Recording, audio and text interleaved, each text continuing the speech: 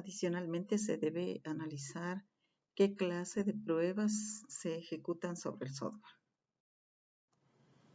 Primero, sobre el testing existen algunos mitos y verdades. ¿Qué es el testing? Es el proceso de establecimiento de confianza de que un programa o sistema hace lo que se supone debe hacer. Esta es una frase de Hetzel lanzada en 1998. Fijaránse, es establecimiento de confianza, es decir, probar que haga lo que debe hacer. ¿Cuáles son los mitos? Las pruebas son fáciles. Cualquiera puede hacer testing. No se requiere expertise o entrenamiento. Los errores son solo mala suerte. Desarrollo de automatización elimina la necesidad de testear. Son mitos, es decir, nada de eso es verdad. Hay que hacer las pruebas de forma correcta, hay que testear de forma correcta, poco a poco adquirir expertise y entrenar. No son cuestión de mala suerte y es necesario testear. Algunos defectos del software pueden darse por errores del programador, pueden darse por defectos en el software o pueden ser fallos dependientes del sistema. Recuerden que estamos hablando de defectos. Las categorías de los defectos pueden ser por implementación incorrecta, por especificación expresada y no desarrollada, o por características no especificadas por el usuario.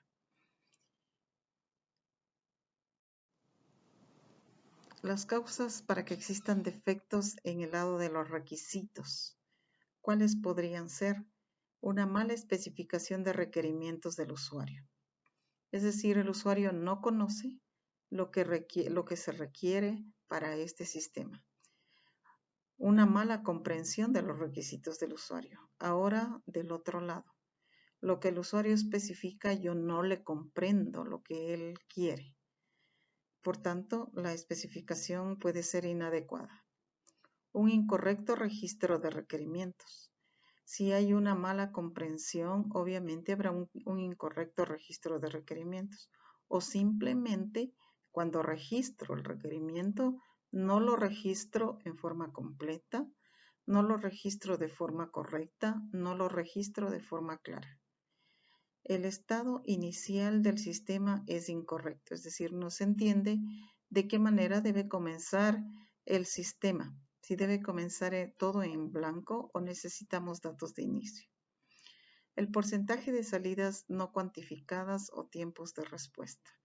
Es decir, no se especifica absolutamente características que pueden ser necesarias para el usuario, pero que nosotros no consideramos como ciertas características de calidad, que son los tiempos de respuesta.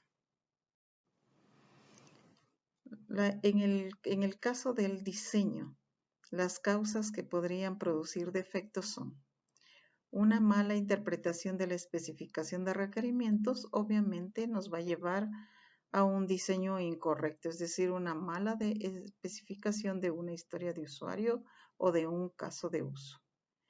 Un incorrecto diseño de especificaciones. Parecería lo mismo que lo anterior, pero lo anterior es mala interpretación, o sea, interpreto mal lo que el usuario requiere. Aquí, diseño incorrectamente, eso también puede ser un problema, es decir, puede ser que el usuario lo haya dicho correctamente, pero yo diseño de forma incorrecta. Hay una incorrecta especificación del programa, tal como incorrecto análisis de errores computacionales e infinitos lazos. Es decir, hay que tener claro qué es lo que espera el usuario para nosotros poder hacer una especificación adecuada de este sistema. Una especificación adecuada también conlleva a la inclusión de errores que pueden ser computacionales o de cálculos o de lazos infinitos. Y una adecuada memoria, una adecuada reserva de memoria de tiempo de ejecución. También puede ser un resultante de un mal diseño de un sistema. En el caso anterior, por ejemplo, incorrecta especificación del programa, puede ocurrir que yo no estoy diseñando la lógica de cada método en forma adecuada. Inadecuada memoria y reserva de tiempo de ejecución. De igual manera, yo no estoy diseñando adecuadamente los espacios de memoria que se requieren. Si es necesaria una colección o si es necesario un vector. O es preferible separarlos en varios objetos, es decir, un buen análisis es adecuado en la etapa del diseño. También en la codificación y testing podrían darse resultados. Defectos de programación tales como instrucciones inalcanzables, variables indefinidas, inconsistencias con el diseño, parámetros del procedimiento no son del mismo tipo. Obviamente esos ya son errores de traducción o de codificación. Y testing pueden ser testing unitarios erróneos. Es muy importante entender lo que es un test unitario para poder definirlo. O inclusión de defectos durante la corrección de errores.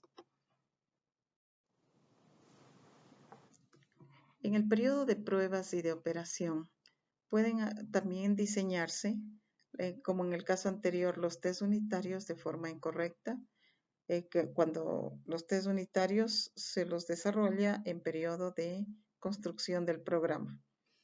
Pero en periodo de pruebas tenemos los test de integración, es decir, erróneos test de integración, infusión de defectos durante la corrección de errores. Y en la operación es una incorrecta entrada de datos. Hay que hacer una buena planificación de pruebas para que los resultados sean los adecuados. Aquí tenemos para esta primera parte la fotografía. Los tipos de test y su importancia. Obviamente existen tests que deben ser escritos tanto por desarrolladores o pueden ser escritos por dueños del producto. En el caso de los test escritos por desarrolladores son los test unitarios y los test escritos por dueños de productos pueden ser los test de aceptación. En el caso de TDD o Test Development, el desarrollo guiado por test, se requieren de los test de aceptación que también pueden ser guiados por test de aceptación ATDD. Es decir, TDD es el desarrollo guiado por test y ATDD es el desarrollo guiado por test de aceptación. Para conectar los requerimientos con implementaciones, o sea, se los escribe antes que nada. Los test de aceptación básicamente se escriben al momento en que se receptan los requisitos del sistema. En ese momento hay que comenzar a receptar qué es lo que requiere el usuario, cómo es que va a aceptar para que algo esté hecho, cuáles son las características de aceptación. Cuando se escribe el código que permite ejecutar este test y se ejecuta positivamente, se entiende que el cliente acepta el resultado.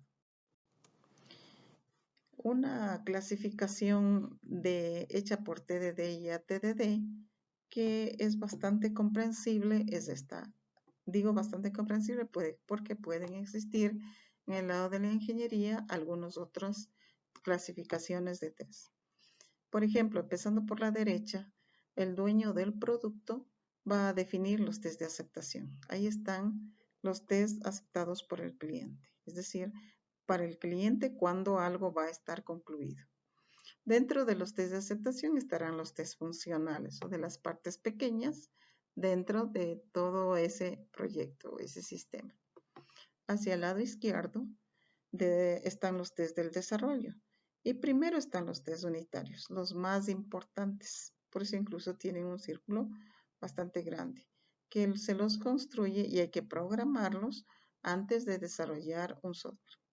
Adicionalmente tenemos los test del sistema y los test de integración. Los test del sistema, y ya hablaremos cuáles son, y los test de integración que pueden comprobar los resultados de los test unitarios unidos a los test del sistema. Entonces hablemos ahora sí de cada uno de ellos. Hacia el lado derecho están los test de aceptación dados por el cliente. ¿Qué es un test de aceptación? Es un test que permite comprobar que el software cumple con el requisito del negocio. Es un ejemplo escrito con el lenguaje del cliente, pero que puede ser ejecutado por una máquina.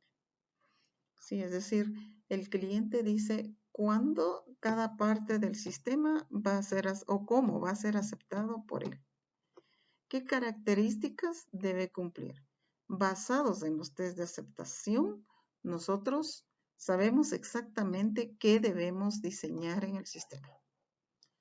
Adicionalmente, dentro de los test de aceptación, veamos la segunda pregunta. ¿Los test de aceptación usan interfaz de usuario? Podría ser que sí, pero en la mayoría de casos debe ser no. Es decir, muchas de las veces lo que hay que comprobar es cálculos, resultados. Por ejemplo, si yo digo un usuario que gana $1,000 debe pagar 0 de impuesto a la renta. No necesariamente esta es de la comprobación de la interfaz, sino la comprobación del resultado. Los test de carga y de rendimiento son de aceptación cuando el cliente los considera requisitos del negocio. Si el cliente lo considera requisitos del negocio, sí es un test de aceptación. Pero si el cliente no los requiere, serán test de desarrollo. Aquí hay algunos ejemplos sobre cosas que podría decir el usuario. El producto X con precio de 50 euros tiene un precio final de 55 euros después de aplicar el impuesto Z.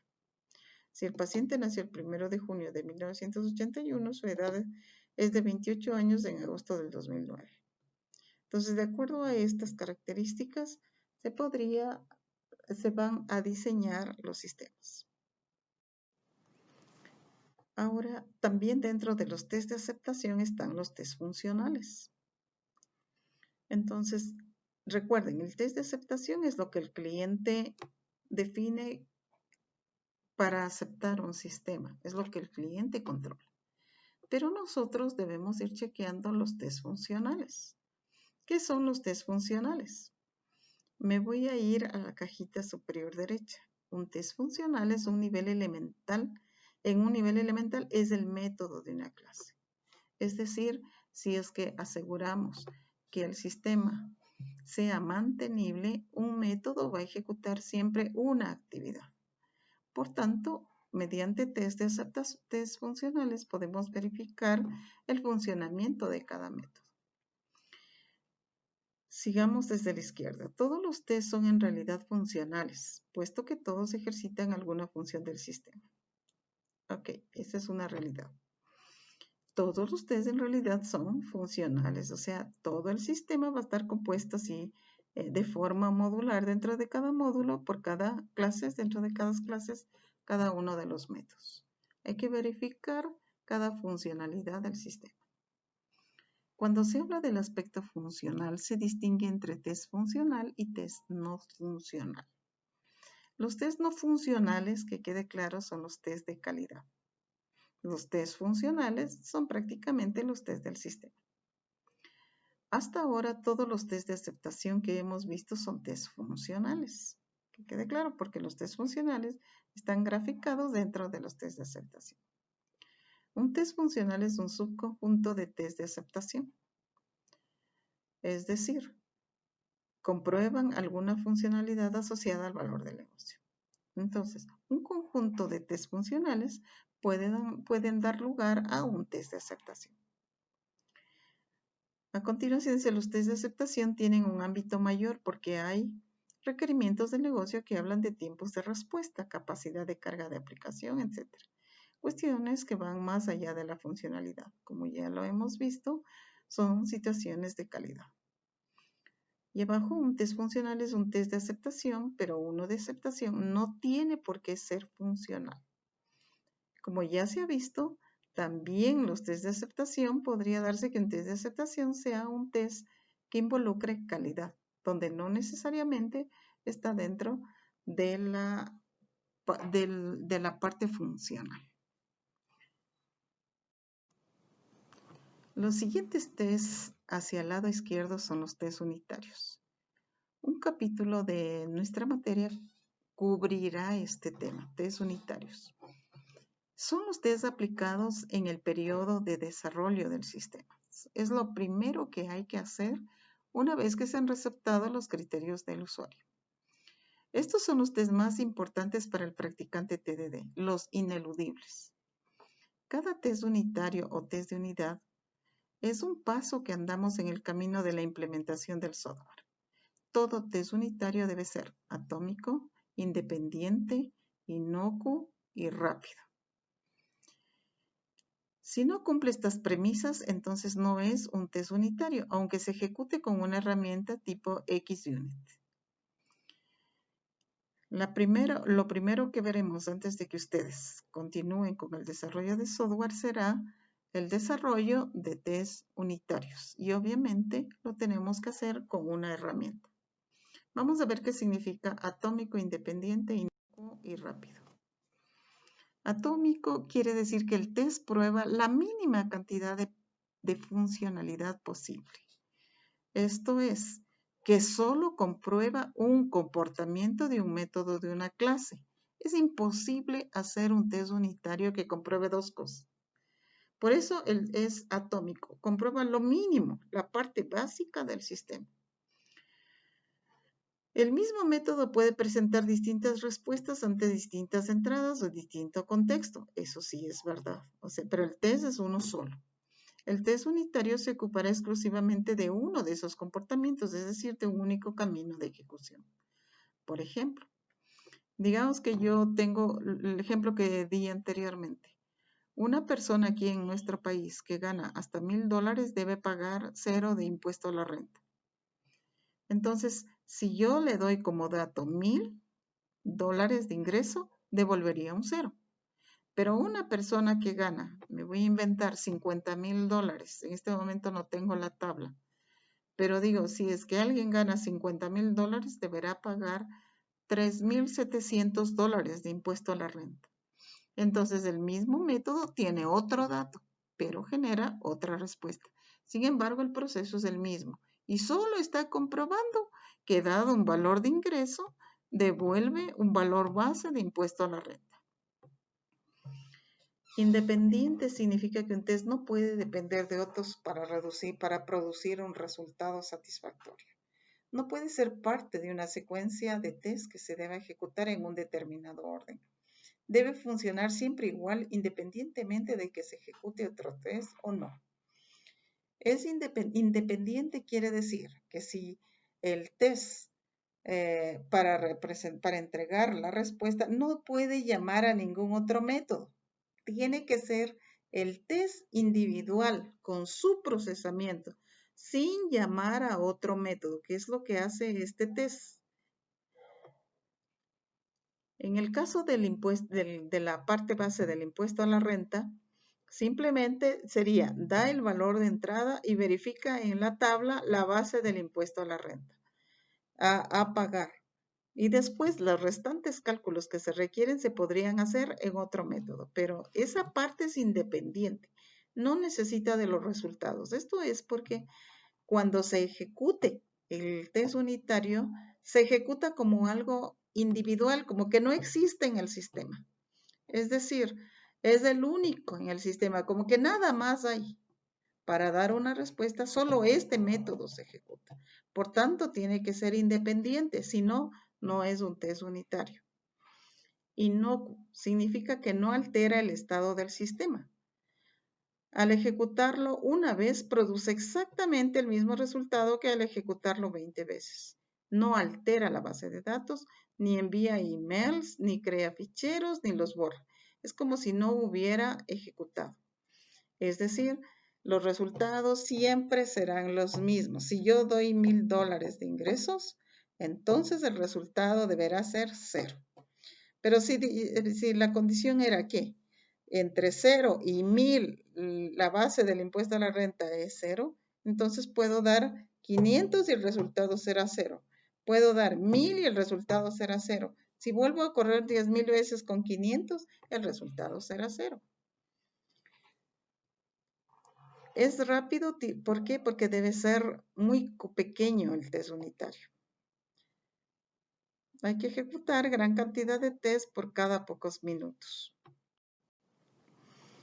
La rapidez es importante porque Ken ha desarrollado recientemente una herramienta que ejecuta los tests desde el IDE Eclipse mientras escribimos código. Se llama JUnit.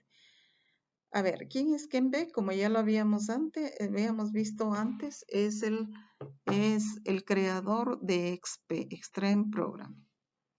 Y JUnit, bueno, inicialmente fue creado en el IDE Eclipse, pero actualmente ya existen en muchos otros frameworks.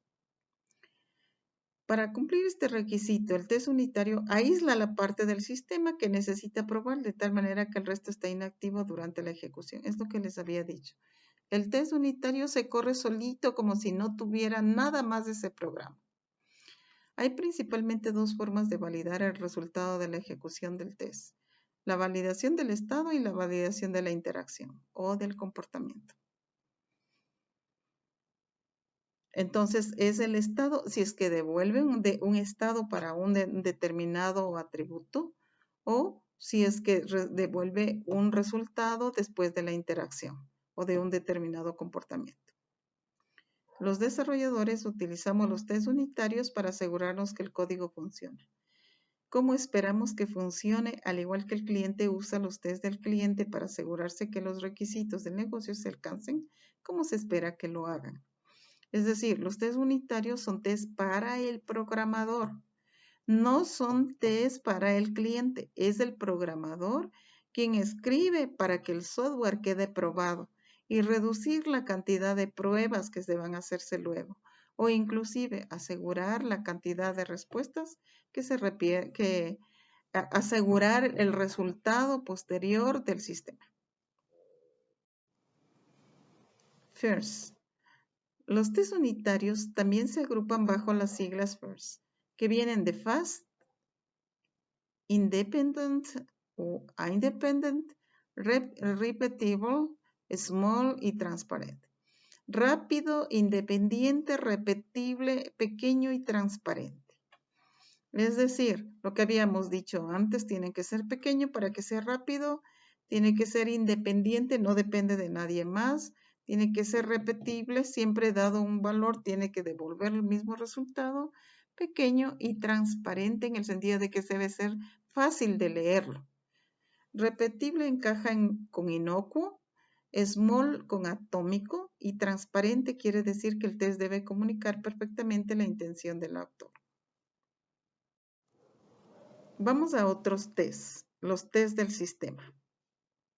Entonces tenemos, los tests unitarios son los que están en el círculo verde.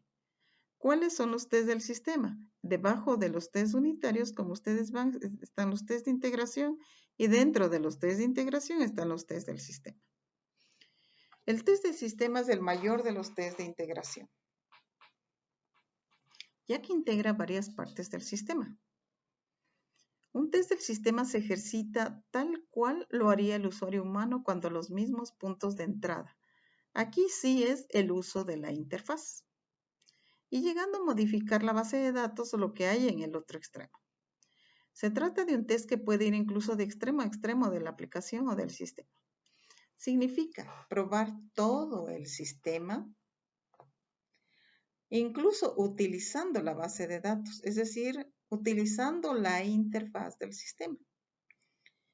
Pero para esto, normalmente lo que se hace es trabajar con una base de datos que no necesariamente es la base de datos original, pero hay herramientas o hay lenguajes de programación que sí le permiten hacer pruebas automáticas del sistema sin que se altere la base de datos original. Entonces, el test del sistema no es más que probar la interfaz de extremo a extremo, es decir, probar todo el sistema. Esos son los test del sistema. ¿Y qué son entonces los test de integración que están dentro, contienen a los test del sistema? Los test de integración, en cambio, son la pieza del puzzle que nos faltaba para cubrir el hueco entre los test unitarios y los del sistema. Los test de integración se pueden ver tal como los test del sistema, pero en pequeños. Es decir, vamos probando partes pequeñas del sistema, es decir, subsistemas. Yo cojo un subsistema y lo uno al otro subsistema. Ese es un test de integración. Típicamente también se escriben usando herramientas XUnit y tienen un aspecto parecido a los test unitarios, solo que estos pueden romper las reglas. Como su nombre lo indica, integración significa que ayuda a unir distintas partes del sistema, lo que les había dicho. Es decir, podemos probar ahora sí una parte del sistema con otra parte del sistema. Un test de integración puede escribir y leer de la base de datos para comprobar que efectivamente la lógica del negocio entiende los datos reales. Como les había dicho antes, los test del sistema en forma general, los test de integración y los test del sistema pueden utilizar bases de datos, pero no necesariamente la base de datos real. ¿Sí? Entonces, es el complemento a los test unitarios, donde habíamos falseado el acceso a datos para limitarnos a trabajar con la lógica de manera aislada. Un test de integración podría ser aquel que ejecuta la capa de negocio y después consulta la base de datos para afirmar que todo el proceso desde el negocio hacia abajo ha sido correcto. Es decir, yo hago todo el proceso y luego puedo ir a la base de datos para verificar que lo que esperábamos en los datos se haya cumplido, es decir, que se hayan actualizado las bases de datos, que, que se hayan cumplido las reglas de protección de los datos, etc. Aunque los test de integración pueden saltarse las reglas por motivos de productividad, es conveniente que traten de ser inocuos y rápidos. Se tiene que acceder a base de datos, es conveniente que luego la deje como estaba. Por eso, algunos frameworks para Ruby y Python, entre otros, tienen la capacidad de crear una base de datos temporal antes de ejecutar la batería de test, que se destruye al terminar las pruebas. Se trata de una herramienta incorporada.